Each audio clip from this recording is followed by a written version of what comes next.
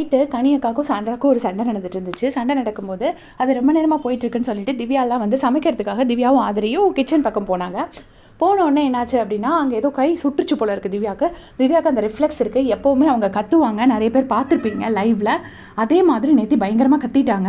கத்தின உடனே இங்கே எந்திரிச்சு லூஸ் மாதிரி பண்ணுறா அப்படின்னு சொல்லிட்டு கமர்தன் வந்து சொல்லிட்டாரு. சொன்னோடனே பயங்கரமாக கொஞ்சம் ஆக்சுவலாக கமர்தன் எஃப்ஜே 2 பேருமே சொல்லியிருக்காங்க. பட் கமர்தன் சொன்னது கேட்டு அங்கேருந்து திவ்யா அங்கேருந்து வந்திருக்காங்க. வந்துட்டு லூஸ் மாதிரி நீங்கள் எப்படி சொல்லுவீங்கன்னு சொல்லிட்டு பயங்கரமாக கோவப்படுறாங்க. கோவப்பட்டோடனே ஹே இப்படி கத்துனா அப்படி தான் சொல்லுவாங்க, எனக்கு பயமாக இருக்குடி, நீ கத்துறது எனக்கு பயமாக இருக்குது அப்படின்னு சொல்லிட்டு கமர்தன் சொல்லாரு.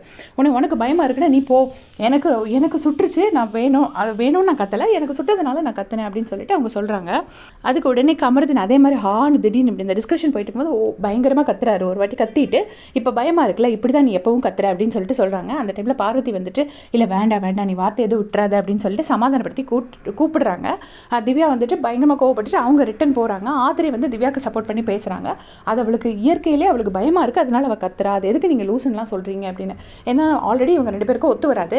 அதில் போய்ட்டு தேவையில்லாமல் லூஸுங்கிற வார்த்தை விடுறது தப்பு. இதில் என்னன்னா ஃபேக் நரேட்டிவ்ஸ், ஆல்ரெடி நிறைய ஃபேக் நரேட்டிவ் செட் பண்ணியிருக்காங்க. இப்போ புதுசாக ஒன்று செட் பண்ணியிருக்கிறது என்னன்னா, திவ்யா வந்து வெள்ளிக்கிழமை வந்தால் கத்துறாளாம். திவ்யா என்றைக்குமே தான் கத்திட்டு இருக்கா. நீங்கள் வெள்ளிக்கிழமையானா யாருமே ஆக்சுவலாக அங்கே வெள்ளிக்கிழமைலாம் பண்ணலை. திவ்யா கத்துனதும் உண்மை, அதை பார்த்து லூசுன்னு கமர்தன் சொன்னதும் உண்மை. அதை வெள்ளிக்கிழமைன்னு பிளான் பண்ணிலாம் பண்ணலை. இப்படியே நெரேட்டிவ் செட் பண்ணோன்னா எல்லாத்தையுமே இமேஜின் பண்ணி செட் பண்ணிக்கிட்டே இருக்கலாம். இப்படி தான் ஒரு தேவையில்லாமல் ஒரு நெரேட்டிவ் செட் பண்ணுறாங்க. ரிஃப்ளெக்ஸுங்கிற வார்த்தைக்கு அர்த்தமே தெரியாது போல இருக்குது இவங்களுக்குலாம். ஒரு சில பேருக்கு அப்படி தொட்ட உடனே ஒரு பயம் வந்துச்சுன்னா அவங்க அப்படி தான் கத்துவாங்க. நானே அப்படி கத்துவேன். அது மாதிரி அவங்க கத்துறாங்க. அந்த கத்துற இது வந்துட்டு அது ஒரு பெரிய குத்தம் மாதிரி இவங்கெல்லாம் எடுத்துகிட்டு வராங்க. அதுக்கப்புறமா என்னாச்சுன்னா, அமித் போயிட்டு எனக்கு பசிக்குது அப்படின்னு சொல்லிட்டு சாப்பாடு கேட்குறாரு. சாப்பாடு கேட்க போகிறப்போ திவ்யா வந்து இல்லை 10 நிமிஷம் இன்னும் 5 மினிட்ஸ் ஆகும் அப்படிங்கிற மாதிரி சொல்லியிருக்காங்க. திருப்பி வந்துட்டு பார்வதி போய்ட்டு சாப்பாடு கேட்க போயிருக்காங்க. பார்வதி எங்கடா சான்ஸ் கிடைக்கும்னு ஆல்ரெடி வெயிட் பண்ணிட்டு இருப்பாங்க.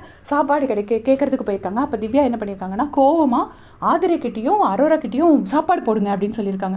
சொன்னோடனே பார்வதிக்கு ரொம்ப கோவம் வந்துருச்சு. நாங்கள் என்ன உங்கள் வீட்டு சாப்பாட்டை உங்கள் வீட்டு காசுலையாக சாப்பிட வந்திருக்கோம், எதுக்கு இப்படி கோவப்படுறீங்க அப்படிங்கிற மாதிரி அவங்க கோவப்பட்டுட்டு வந்திருக்காங்க. வந்ததுக்கப்புறமா கமர்தன் என்ன சொல்கிறாரு அப்படின்னா, இவ இந்த மாதிரி 1 இயர் நான் இவ கூட ஒர்க் பண்ணியிருக்கேன், இவ இந்த மாதிரிலாம் கத்துனதே கிடையாது, நான் பார்த்ததே கிடையாது, இவ இங்கே தான் வச்சு இப்படி கத்திட்டு இருக்கா அப்படின்னு சொல்லிட்டு கமர்தன் சொல்கிறாரு. கமர்தனை வந்து வெளியில் இப்படி இல்லைன்னு ஏதோ பண்ணாங்கன்னு சொல்லி ஆதிரை சொன்னதுக்கு வந்து நீ வெளியில் உள்ள கதையை கொண்டுட்டு வரேன்னு சொல்லிட்டு பயங்கரமாக இவர் கோவப்பட்டார். ஆனால் இப்போ அதே கமர்தன் வந்து திவ்யாவை பற்றி ஒரு நெரேட்டிவ் கொண்டுட்டு வராங்க. முதல்ல இந்த வெள்ளிக்கிழமை ஆனால் கொண்டு வராங்கங்கிறத இது வந்து உருவாக்குறாங்க. இப்படி ஸ்டார்ட் பண்ணுவாங்க. இனி என்ன ஆகிடும்னா கொஞ்ச நாள் அதை அப்படி ப்ரூவ் பண்ணிடுவாங்க. ஆமாம் வெள்ளிக்கிழமை ஆனால் திவ்யா ஒரு சண்டை, திவ்யா எந்த சண்டைக்கும் வரல, அவங்க பாட்டுக்கு 7 போயிட்டு குக்கிங் பார்க்கறதுக்கு தான் போயிருக்காங்க.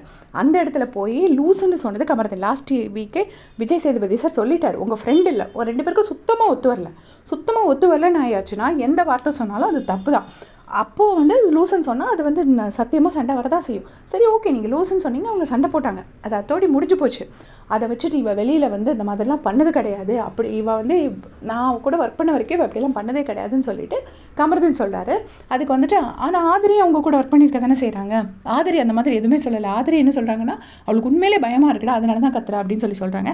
தேவையில்லாமல் திவ்யா மேலே வந்துட்டு ரொம்ப வந்து ஒரு நெகட்டிவிட்டி இது பண்ணுற மாதிரி இருக்குது. உங்களுடைய கமெண்ட் சொல்லுங்கள்.